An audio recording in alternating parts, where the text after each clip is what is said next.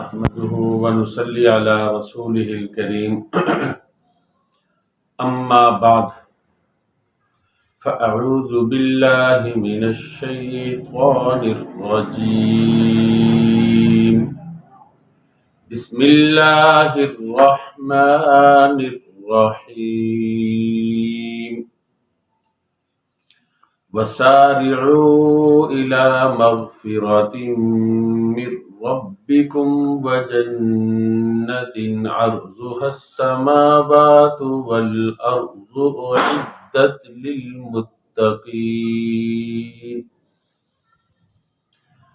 الذين ينفقون في السراء والضراء والكاظمين الغيظ والعافين عن الناس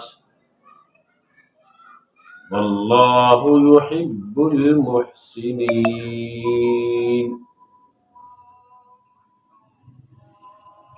صدق الله العظيم.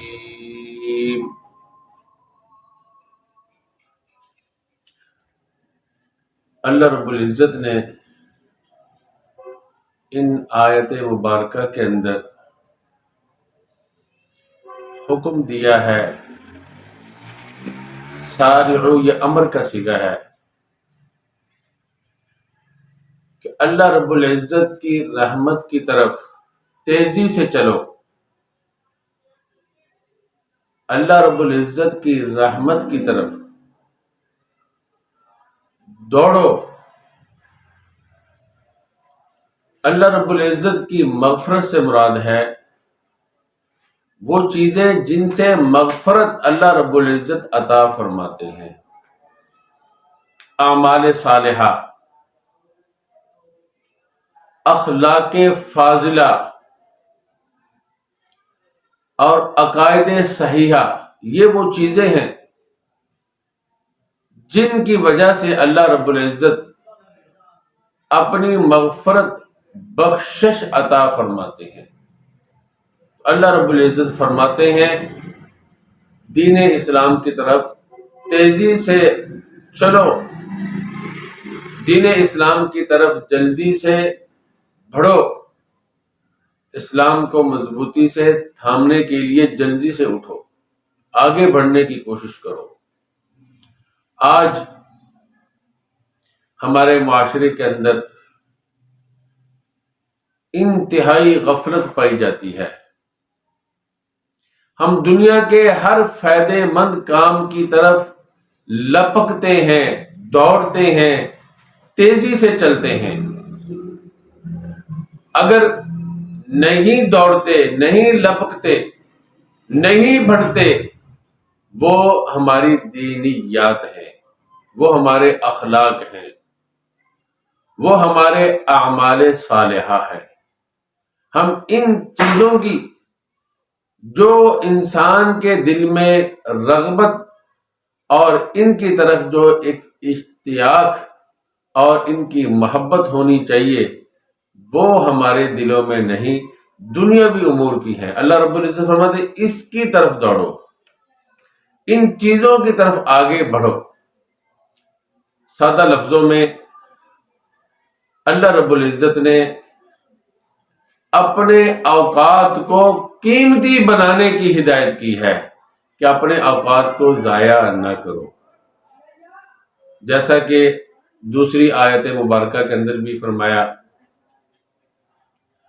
حتی اذا جاء احدهم الموت قال رب ارجعون لعلی اعمل صالحا فیما ترکت کلا انہا کلمۃ هو قائلها ومن ورائهم برزخ الی یوم یبعثون، یعنی جب موت آ جائے گی پھر تمنا کرے گا کہ مجھے وقت دیا جائے، مجھے واپس دوبارہ یہ موقع دیا جائے۔ اللہ فرماتے ہیں پھر یہ موقع نہیں ملے گا۔ اسی طرح سورۃ المنافقون میں ہے وَأَنفِقُوا مِمَّا رَزَقْنَاكُمْ من قبل ان یأتی احدکم الموت فیقول رب لولا اخرتنی الی اجل قریب فاصدق واکن من الصالحین ولن یؤخر اللہ نفسا اذا جاء اجلها واللہ خبیر بما تعملون۔ انسان کہے گا اللہ مجھے مہلت دے دیجئے، وقت دے دیجئے تاکہ میں تیرے راستے میں خرچ کروں، نیکی والے اعمال کروں، اللہ میں نیک بن جاؤں۔ اللہ فرماتے ہیں جس کا وقت آ گیا میں اس کو مہلت نہیں دوں گا۔ تو اپنے وقت کو قیمتی بنائیں۔ رسول اللہ صلی اللہ علیہ وسلم نے فرمایا تم میں سے کوئی بھی آدمی 7 چیزوں کا انتظار کر رہا ہے، اگر وہ اپنے اعمال میں سستی کر رہا ہے، اس کے سامنے 7 چیزیں ہیں۔ نمبر 1، ایسا فقر جو بھلا دینے والا ہے۔ آپ کو معلوم ہے کہ فقر کتنی بری چیز ہے، اور جب اپنے پنجے کسی کے اوپر گاڑ لیتا ہے تو انسان بہت ہی زیادہ بے بس ہو جاتا ہے، نر شیر کو یہ مادہ بنا دیتا ہے۔ اللہ کے نبی صلی اللہ علیہ وسلم نے فرمایا کاد الفقر ان یکون کفرا، فقر جو ہے ایک وقت آئے گا یہ کفر کی طرف لے جائے گا، انتہائی خطرناک، انسان کو بھلا دیتا ہے۔ تو اللہ رب العزت نے انسان کو اچھی حالت، خوشحالی والی حالت عطا کی ہے، اسی میں انسان کو اعمال کی طرف آگے بڑھنا چاہیے، اپنے زندگی کے لمحہ لمحہ، لحظہ لحظہ، ذرہ ذرہ کو قیمتی بنا لینا چاہیے۔ اور اسی طرح فرمایا ایسا، یا پھر وہ ایسے غنا کا انتظار کر رہا ہے جو سرکشی کے اندر مبتلا کر دے گا۔ جب انسان بہت مالدار ہو جاتا ہے تو سرکشی اس کی طبیعت کے اندر، سرکشی اس کی فطرت کے اندر داخل ہو جاتی ہے۔ چنانچہ آپ طریق انسانیت پر نظر دوڑائیں، آپ کو کوئی بھی فقیر، کوئی بھی مسکین، کوئی بھی غریب ایسا نظر نہیں آئے گا جس نے خدائی کا یا نبوت کا دعویٰ کیا۔ جتنے بھی لوگ آپ کو ایسے نظر آئیں گے وہ سارے کے سارے وہ ہوں گے جنہوں نے نبوت کے جھوٹے دعوے کیے، وہ مالدار لوگ ہوں گے۔ جنہوں نے خدائی کے دعوے کیے وہ مالدار لوگ ہوں گے۔ تو اس لیے مالداری انسان کو دین سے بہت دور لے جاتی ہے۔ 2 چیزیں ہوگی۔ تیسری چیز فرمایا یا وہ ایسے مرض کا انتظار کر رہا ہے جو انسان کی طاقتوں قوتوں کو ختم کر دیتا ہے۔ مرض کی حالت میں انسان اس طرح عبادت نہیں کر سکتا جس طرح صحت میں کر سکتا ہے، نہ کھڑا ہو سکتا ہے، نہ صحیح طرح بیٹھ سکتا ہے، اور لیٹا بھی صحیح طریقے پر لیٹنا بھی اس کے لیے دشوار ہوتا ہے، بار بار کربٹیں لیتا ہے، بے چینی اور اضطرابات انسان کو ایک حالت پہ نہیں رہنے دیتے۔ تو بیماری جو ہے وہ ہر آدمی جانتا ہے، وہ انسان کی جو عمل کی قوت ہے وہ ختم کر دیتی ہے۔ انتہائی کمزوری، نکاہت، نحافت انسان کا مقدر بن کے رہ جاتی ہے۔ تو اس لیے یا تو وہ بیماری کا انتظار کر رہا ہے یا پھر وہ بڑھاپے کا انتظار کر رہا ہے۔ بڑھاپے کے اندر انسان سٹھیا جاتا ہے، نہ وہ عقل رہتی ہے، نہ وہ سماعت رہتی ہے، نہ وہ حافظہ رہتا ہے، نہ وہ چستی اور چلاکی، تیقظ، بیداری رہتی ہے۔ بڑھاپا انسان کی ہڈیوں کو بھی کمزور کر دیتا ہے۔ تو بڑھاپے کے اندر انسان وہ اس طرح کی عبادت نہیں کر سکتا جس طرح جوانی میں کر سکتا ہے۔ بڑھاپے کے اندر بسا اوقات بڑھاپا سخت ہوتا ہے، انسان اپنے وضو کو بھی قائم نہیں رکھ سکتا، اسی طرح اپنی دوسری جو چیزیں ہیں ان کے اوپر بھی اس کا صحیح کنٹرول نہیں رہتا۔ تو اس لیے بڑھاپے کا انتظار کر رہا ہے تو بڑھاپا بھی کوئی اچھی حالت نہیں ہے، یا پھر دجال کا انتظار کر رہا ہے، دجال بری ترین چیز ہے جس کا انتظار کیا جا رہا ہے، یا پھر وہ موت کا انتظار کر رہا ہے۔ موت تو آ کر ہر چیز کو ختم کر دیتی ہے، اعمال ختم ہو جاتے ہیں، پھر حسرت سے کچھ نہیں بنتا۔ احادیث میں آتا ہے اہل جنت کو اگر کسی چیز کے اوپر افسوس ہوگا، حسرت ہوگی، اسی لمحے پر ہوگی جو اللہ کے ذکر سے خالی گزرا ہو۔ تو وقت کو قیمتی بنانا چاہیے۔ فرمایا ساتویں چیز فرمایا، یا پھر وہ قیامت کا انتظار کر رہا ہے۔ قیامت انتہائی تکلیف دہ چیز ہے اور انتہائی تلخ چیز ہے۔ اللہ کے نبی صلی اللہ علیہ وسلم کا مقصد یہ ہے کہ اپنے وقت کو قیمتی بنانا چاہیے، جیسا کہ احادیث میں آتا ہے ابن آدم کا قدم اس وقت تک اپنی جگہ سے نہیں چلے گا جب تک کہ وہ چند چیزوں کا جواب نہیں دے دیتا۔ نمبر 1، اپنی عمر کس چیز میں فنا کی ہے،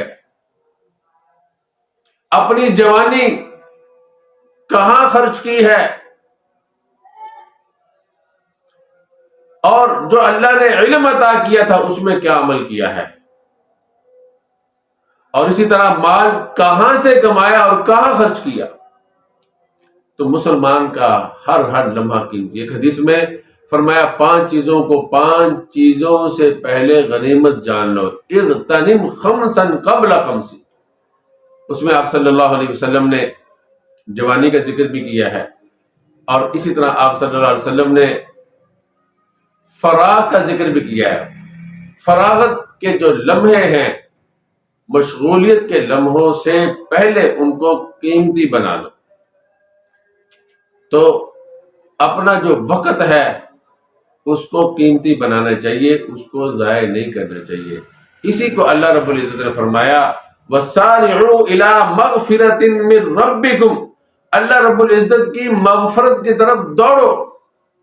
جس طرح ہم دنیا کی طرف دوڑتے ہیں، ہمارا بچہ چھوٹا سا ہوتا ہے، ابھی 3 سال کا ہوا ہے، ہم دوڑتے ہیں کہ اس کی دنیا بن جائے، اس کا وقت ضائع نہیں ہونے دیتے۔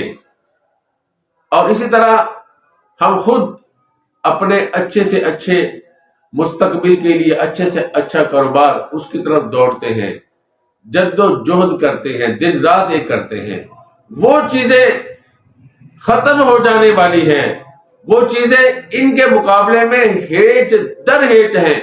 اللہ فرماتے ہیں اللہ کی مغفرت کی طرف دوڑو، اللہ کے دین کی طرف دوڑو، اللہ کی توبہ، اللہ سے توبہ مانگنے کے لیے آگے بڑھو، دوڑو، یعنی گناہوں کو چھوڑ کر توبہ کی طرف آ جاؤ۔ وَسَارِعُوا إِلَىٰ مَغْفِرَةٍ مِّن رَبِّكُمْ، جلدی سے چلو، إِلَىٰ مَغْفِرَةٍ مِّن رَبِّكُمْ، اپنے رب کی مغفرت کی طرف۔ آگے فرمایا وَجَنَّةٍ، اور جنت کی طرف۔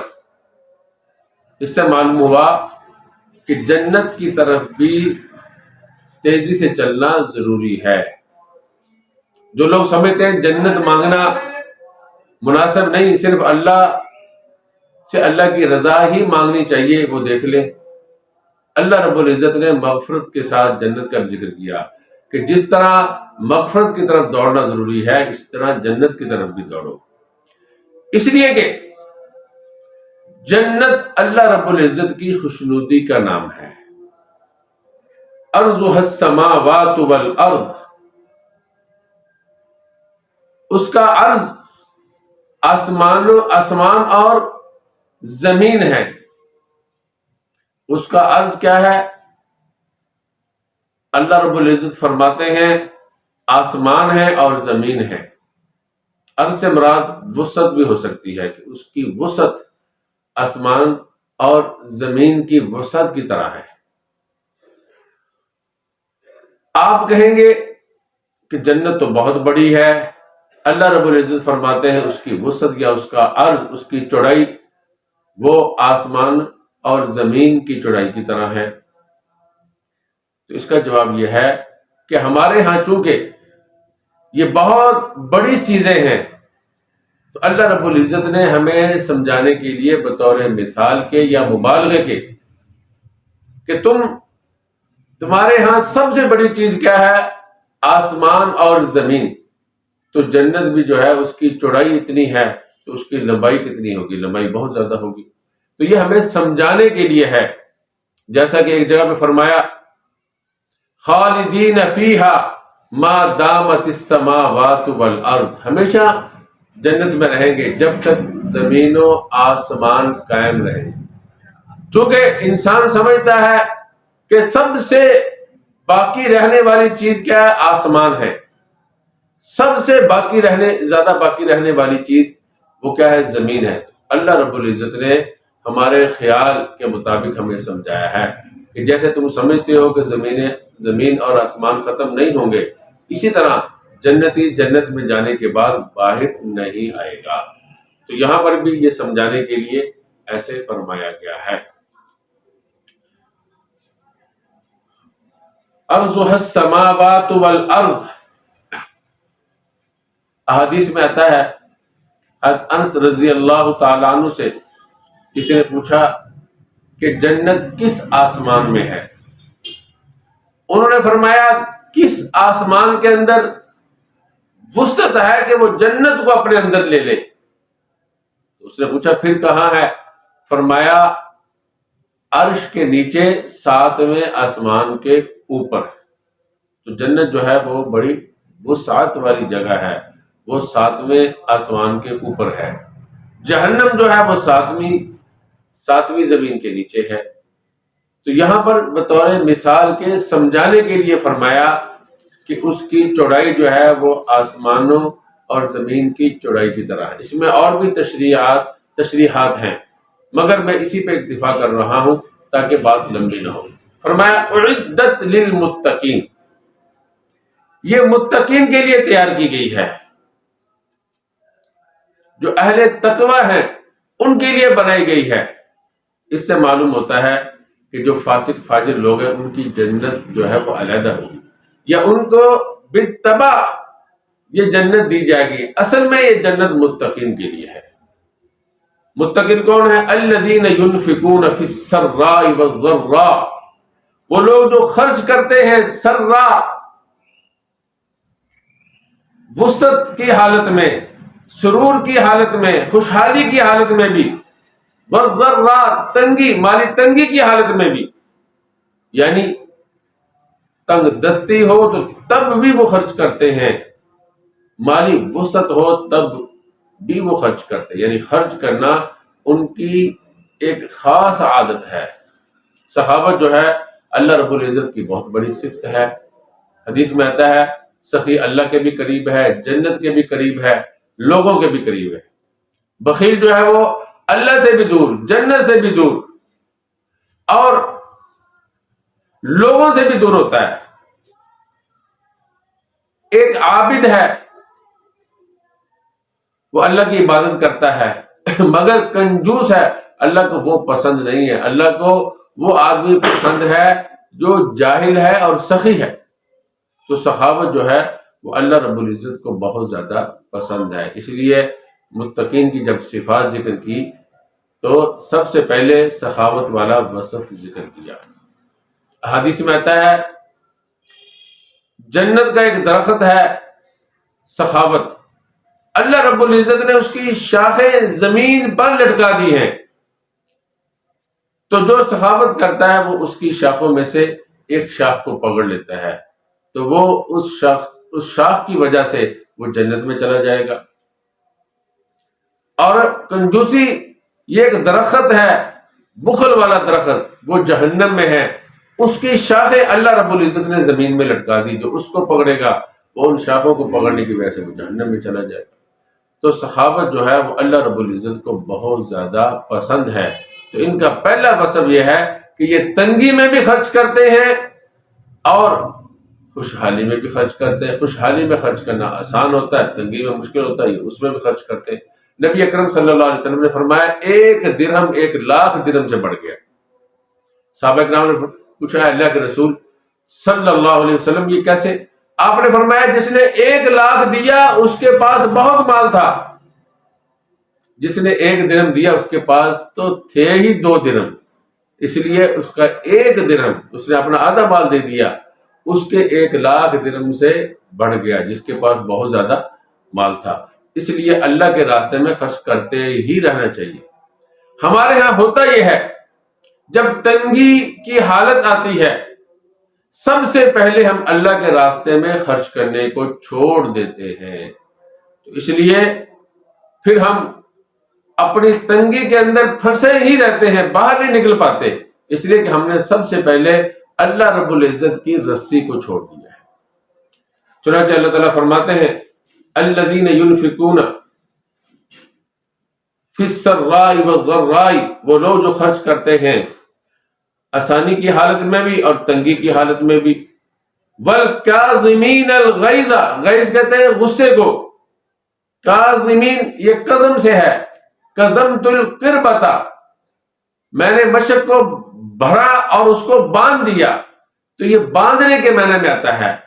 یہ لوگ والکاظمین الغیظ اپنے غصے کو باندھ دیتے ہیں، کنٹرول کرتے ہیں، یعنی قدرت کے باوجود اپنے غصے کو نکالتے نہیں ہیں بلکہ دبا لیتے ہیں. والکاظمین الغیظ، اور غصے کو پی جاتے ہیں. والعافین عن الناس، اور لوگوں سے درگزر کرتے ہیں، معاف کرتے ہیں. واللہ یحب المحسنین، اللہ رب العزت احسان کرنے والوں کو پسند کرتے ہیں.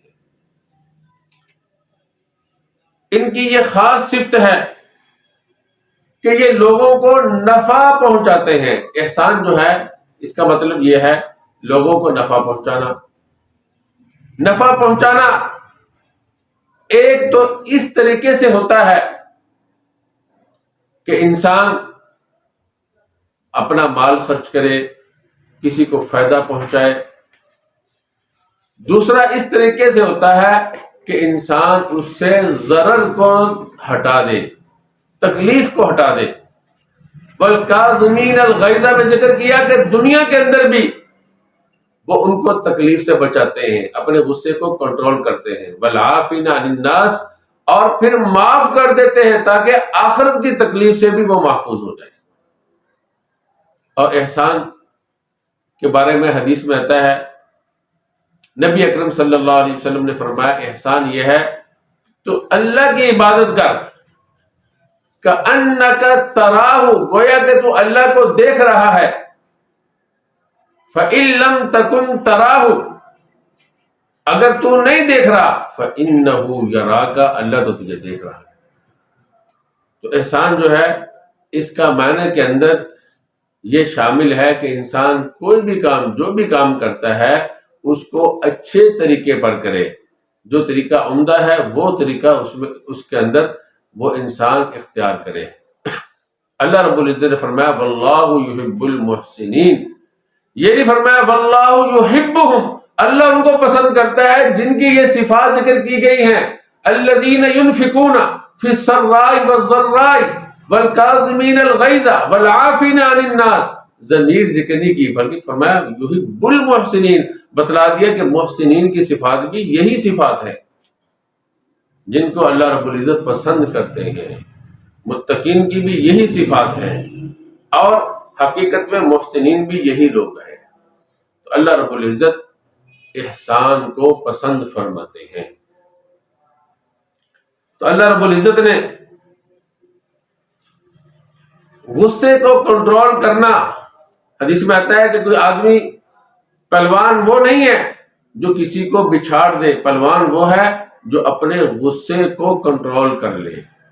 تو غصے کو کنٹرول کرنا اللہ رب العزت کو انتہائی پسند ہے، اس لیے کہ غصے سے انسان اپنی عقل کو بھی کھو بیٹھتا ہے، دنیاوی چیزوں میں بھی نقصان کر لیتا ہے، اور اپنے دین کو بھی خراب کر بیٹھتا ہے۔ تو غصے کو کنٹرول کرنا، غصے کو اپنے قابو میں کرنا، غصے کو شریعت کے تابع بنانا، یہ متقین کی خاص صفت ہے۔ اللہ رب العزت ان اچھی صفات کی وجہ سے انہیں پسند کرتے ہیں۔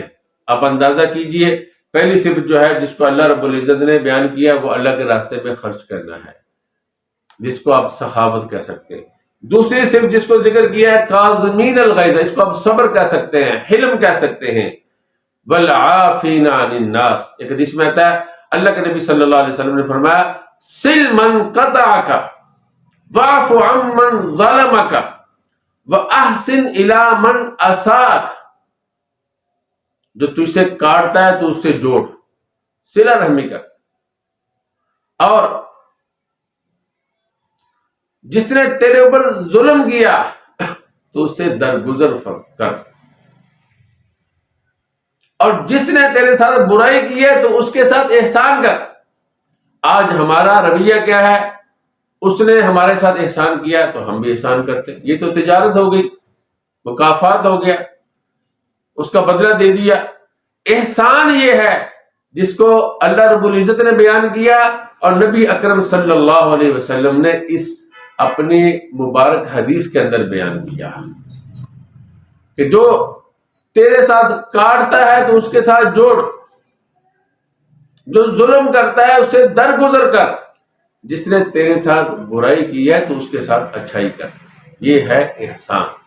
تو آج ہمارے اندر اخلاق کا انحطاط ہے، اخلاقی طور پر ہم تباہ و برباد ہو چکے ہیں۔ یہ دوسری بڑی وجہ ہے جس کی وجہ سے اختلافات میں شدت آتی ہے، اخلاقی انحطاط۔ متقین کی جو صفات ہیں وہ ہمارے اندر نہیں پائی جا رہی، اخلاقی طور پر تباہ و برباد ہو گئے۔